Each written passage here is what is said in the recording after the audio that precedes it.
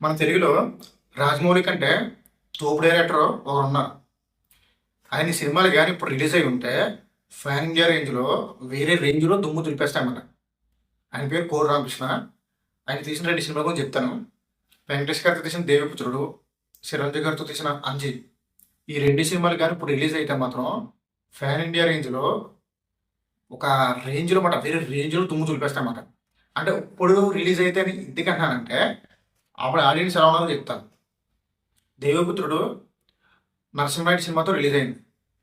Narasimha Reddy cinema industry hit అయింది అనమాట. అంటే అదొక మాస్ ఫిలిం, ఒక ఫ్యాక్షన్ ఫిలిం. ఆ సినిమా ఇండస్ట్రీ హిట్ అయింది. అంటే బాగోదని చెప్పట్లే, ఆ సినిమా బాగుంటుంది. అంటే దేవపుత్రుడు లాంటి సినిమా ఫెయిల్ అయింది. అప్పుడు ఆడియన్స్ ఎలా ఉన్నారు.